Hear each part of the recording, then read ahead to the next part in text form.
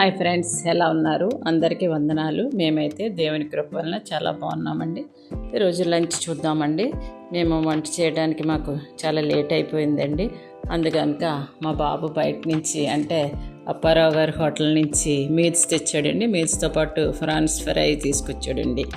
వారు ఏమి ఇచ్చారో చూద్దామండి. రైస్ అండి, chicken fry, chicken curry, liver curry, గోరుచిక్కుడుకాయ కర్రీ అండి, పప్పు, రసము, పెరుగు, ఇంకా ఫ్రూట్స్ అండి.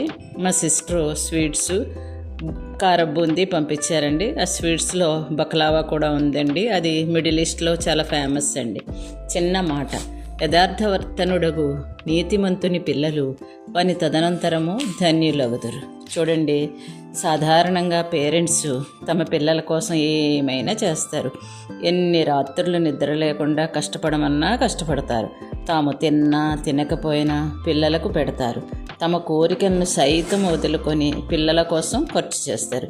పిల్లలకు ఇచ్చే బంగారము, వెండి ఆస్తుల కన్నా గొప్ప ఆస్తి వారి నిజాయితీ, విశ్వాసము, ధర్మము.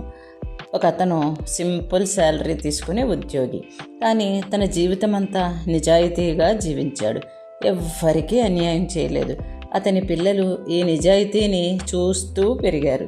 ఆ పిల్లలు పెద్ద అయిన తర్వాత సమాజంలో గౌరవం పొందారు. ఇక్కడ తండ్రి వదిలింది బంగారం కాదు, ఆస్తి కాదు, నిజాయితీ అనే గొప్ప వారసత్వం.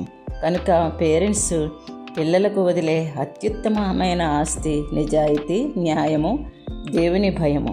అదే వారిని ధన్యుల్ని చేస్తుంది.